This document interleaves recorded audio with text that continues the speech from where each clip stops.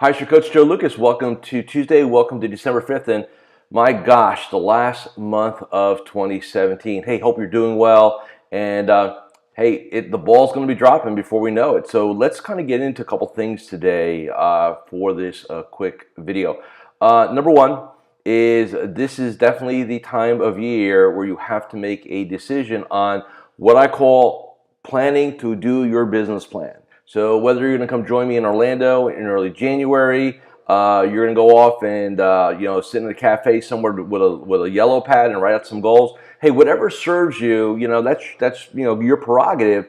I'm just saying is don't haphazard it. A lot of advisors, quite frankly, it's kind of like a last minute thing. They kind of get into January, they feel guilty, and they scribble down some notes on some things they want to accomplish, kind of what they've done their entire career, and nothing changes, right? And the one thing that I think we need to be aware of in our profession is that our industry has already changed a lot in the last even 2 years. And that pace of change is going to increase. So if your brain is like, well, I don't like change, and so on and so forth, guess what? It's changing around you. So my recommendation is, why don't you take control of it? Why don't you, instead of maybe quote unquote thinking you're a victim, say, how do I take advantage of this? What kind of business plan do I need to put together in 2018? What do I need to do different? Because here's the reality. You're going to do different. Whether it's market forces, compliance forces, industry forces, technology, demographics, you're going to do different next year. My point is be conscious of it. Control it. Okay, so a little tidbit there, right? But my main topic for today is people. And it's been interesting for me. I really, this time of year I get very reflective. I kind of do two things. I get reflective and I kind of look forward. And one of the things that I think a lot of advisors in this industry struggle with or get stressed over is really the people side of things. And what I mean by that is, the old saying, this is a great business if it wasn't for the people, right? And people come in, a couple flavors here, right? We have our clients. We have our kind of people around us, right? Whether we're involved with a firm or IBD or an RIA, our business partners, right? Our custodians, so on and so forth. And then we have our team members, right? Which could be, team members or partners, so on and so forth. Bottom line is that's normally the stressor for most people in our business. And, it's interesting. I do think there are a couple rules that we need to discuss about what not to do going forward. Number one, do not be your own HR consultant. Do not be your own recruiter. If I had literally $100 for every client of mine who wanted to save some money and wanted to go run their own ad, go find, so-and-so referred somebody, and they hire these people, there's no due diligence, there's no assessments, there's no capabilities, and they wonder why they don't work, right? Because they want to save $5,000. Right? Every study that I've seen, and I'm sure some of you HR and professionals out there can probably chime in on this a little bit better than I can. But if you're let's say hiring a $50,000 a year job, and you make the wrong hire, between wages, productivity, it's at least a 2x cost. So here, let me add $50,000 team member, wrong team member, $100,000 negative impact to your business. But let's go save that $5,000 on that recruiter, right? Because that makes a lot of sense. Remember, all of us have three identities in this industry: the professional identity, the business owner identity, and the entrepreneur identity. The business owner identity is the one that most likely will get you in trouble in this business, because you'll make some cheap decisions. You'll make some wrong decisions. And I can't tell you how many times I've had clients do this against my advice. Again, I can't mandate things, right? But I've had clients say, I'm going to go, so-and-so, I got a resume, so-and-so found me somebody, and it's a disaster. It doesn't work out. And I sit there and say, hey, spend the $5,000. Go get, and that's what the resources I have, that's about right. Spend the $5,000 to go get somebody who's going to do a good job for you in finding the right candidate, right? The old story, penny wise, pound foolish.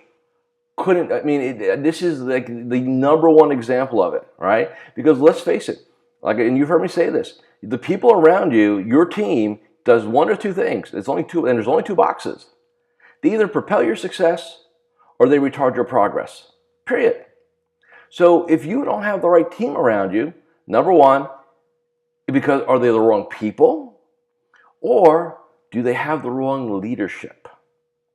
That's right. You know, one of the comments I always make back to people, at least my clients, when they're whining about somebody, I say, well, who runs them? Who's the manager? Who's the leader there? Right? Who's the visionary? It's you. And if they're not doing what they need to be doing, that's on you. Either A, you made a wrong hire, or B, you're not leading them the right way. And management does not work in this industry. You know, Joe, I need to manage my people better. BS, you do. Management is a lot. If you got to manage your people, you got the wrong people. Period. You need leadership, vision, accountability, self-accountability, communication, all those things, right?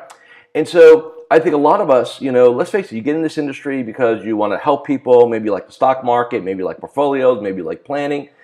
It's very, very rare somebody comes into this space and says, you know, I want to build this really great team. I want to have this culture around me. There are a few that do that, by the way, and they're very gifted and they're highly successful, by the way. But its culture is like an afterthought in this industry. It's about, you know, a lot of you, quite frankly, and I say this respectfully, you plug holes because somebody left you and I got to go find a body. And then you go get exactly that, a body. Okay, not great. You know, on a scale of 1 to 10, they're like a solid 5, 6. And look, if you want to double, triple your business, you need 7, 8s, and 9s. Maybe even 9, 10, 11s. You cannot, the people around you are indicative of who you are.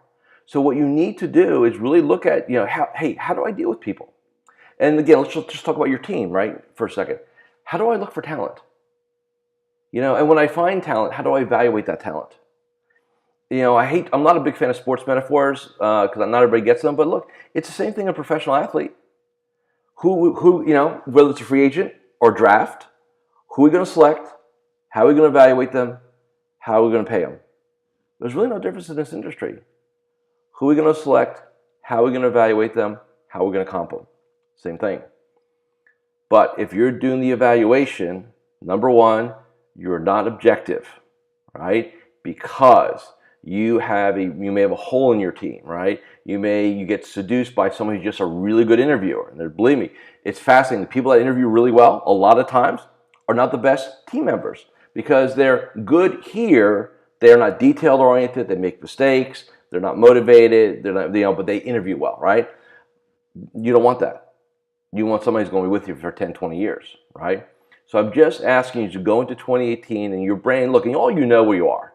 So, you know, be honest with yourself. You don't need to tell me anything. Hey, do I have the right team around me?